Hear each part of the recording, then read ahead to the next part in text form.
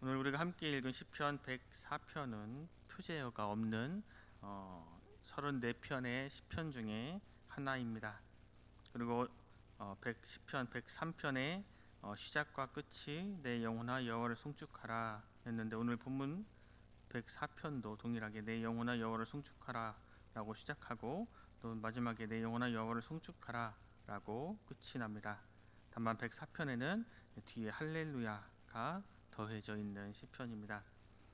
시편 103편이 이제 하나님을 송축하는 이유가 하나님의 인자하심, 긍휼하심, 죄를 멀리하여 주신 것 같은 하나님의 성품에 관한 것이었으면, 시편 104편은 하나님의 능력을 송축하고 있습니다.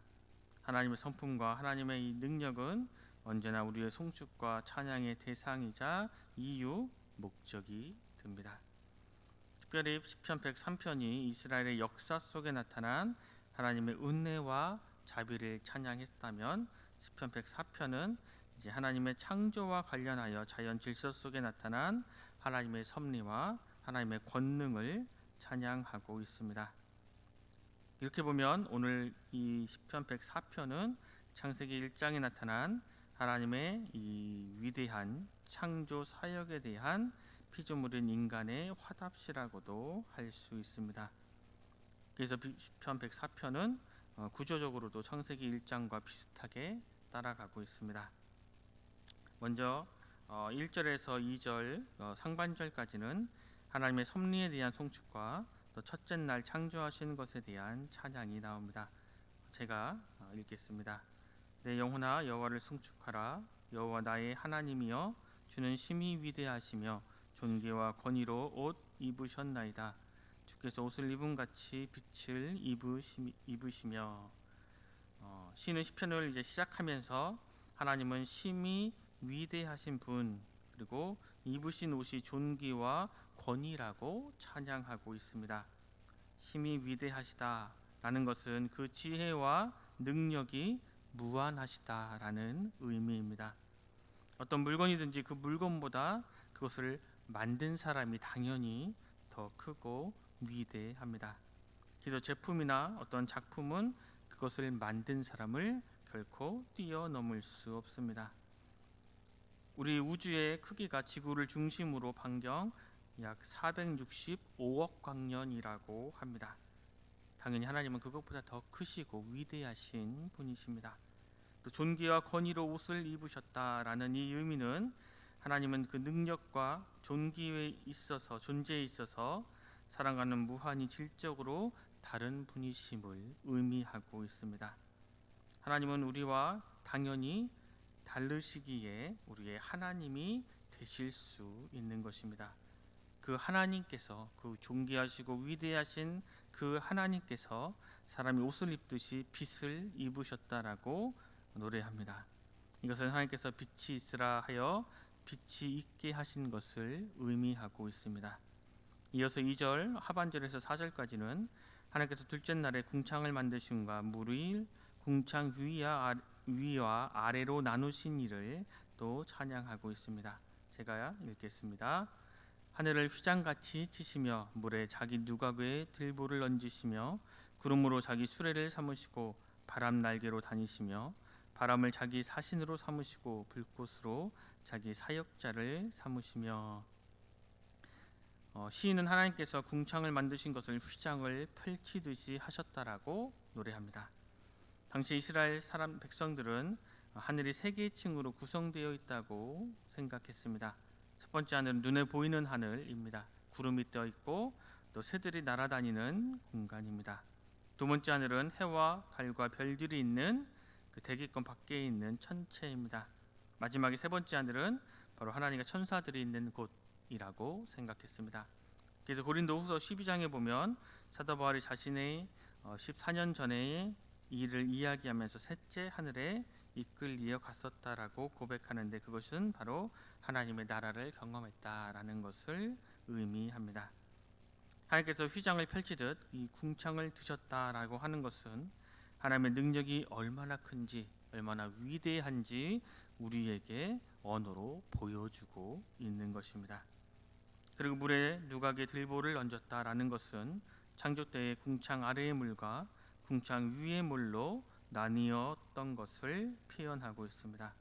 또 구름으로 수레를 삼으시며 또 바람을 타고 다니심, 또 바람을 정령으로 삼으시고 불꽃을 사육자로 삼으셨다라는 것은 구름과 바람과 불과 같은 자연 현상도 모두 하나님의 손 안에서 움직이고 있다라는 것을 노래하고 있는 것입니다.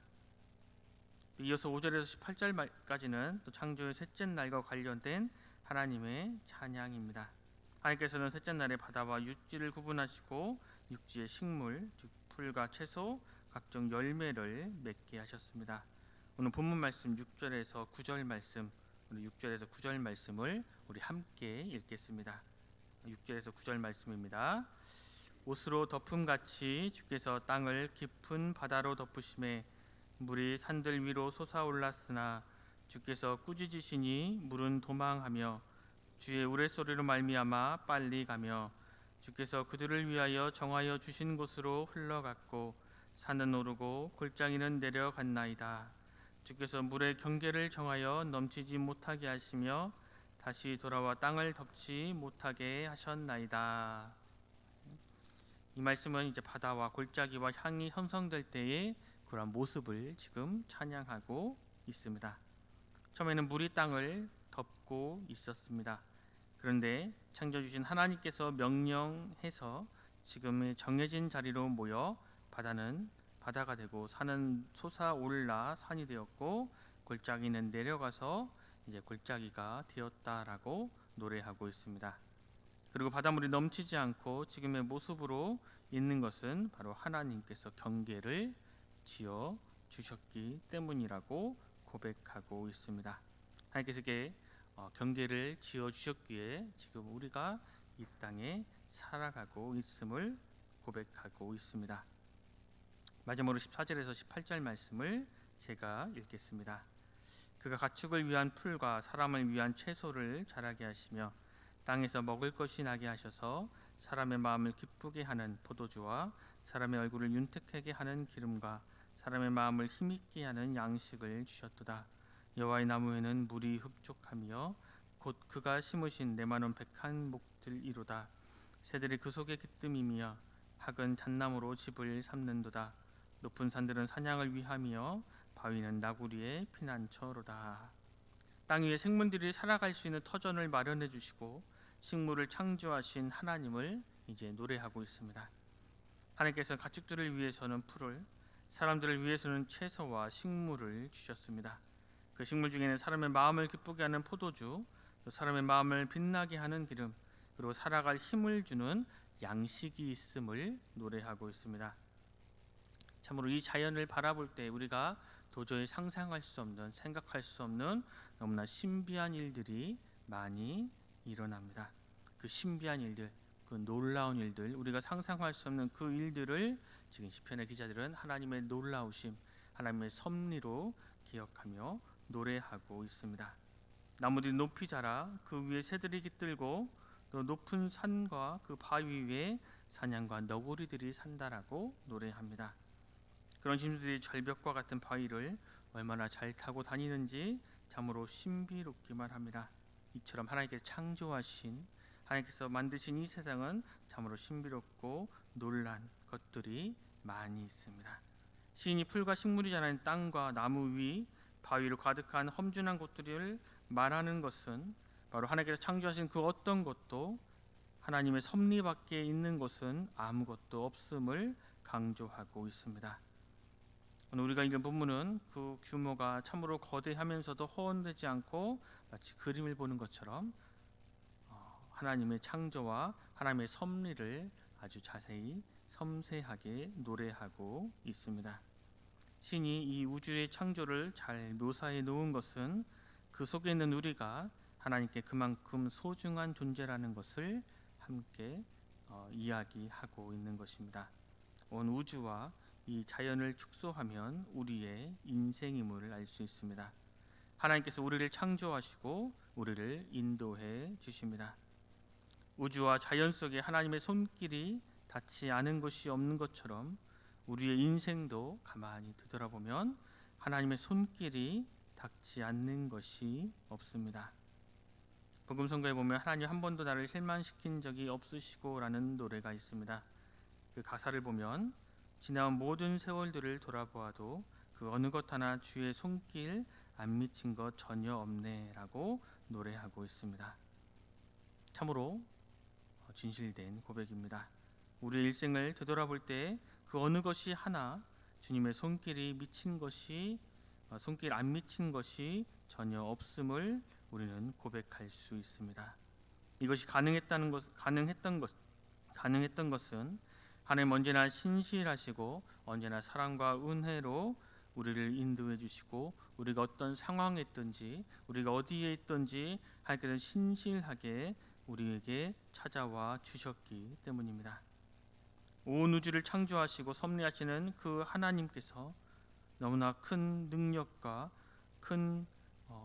크신 우리 하나님께서는 우리같이 작고 연약한 존재도 은혜로 사랑으로 능력으로 인도해 주고 계십니다. 오늘 하루도 마음과 정성을 다해 우리에게 주어진 그 삶의 자리에서 하나님과 동행하시기 바랍니다. 그래서 또 다른 우리의 이웃들에게 하나님을 알지 못하는 우리의 가족들에게 우리의 삶으로 그 위대하신 하나님의 놀라우신 사랑을 우리의 삶을 통해 알려주는 우리 순천 은성교회 모든 성도님들 되시길 간절히 소망합니다. 기도하겠습니다. 하나님, 오늘도 우리에게 새로운 한날을 주시고 주님 말씀을 듣고 묵상하며 하루를 시작하게 하시니 감사합니다. 주님, 온 우주와 온 만물을 창조하시고 다스리는 우리 하나님께서 우리도 창조하시고 우리에게 섭리하시며 우리를 은혜 가운데 인도해 주심에 감사합니다. 우리의 삶에 아무리 큰 일이 일어나도 그것이 결코 하나님보다 크지 않음을 또 기억하게 하시고 또 아무리 작은 일도 하나님의 인도하심 밖에 있다는 것을 우리가 마음 깊이 새기게 하여 주시옵소서. 우리의 지난 삶을 되돌아볼 때 하나님의 은혜가 아닌 것이 없었고 하나님의 손길이 미치지 않은 곳이 없었음을 고백합니다. 우리가 오직 하나님과 하나님의 말씀을 목적으로 삼고 살아가게 하여 주시고 우리의 삶의 매 순간순간이 하나님의 인도하심 속에 있다는 것을 알게 하여 주시고 그것을 고백하며 살아가게 하여 주시옵소서.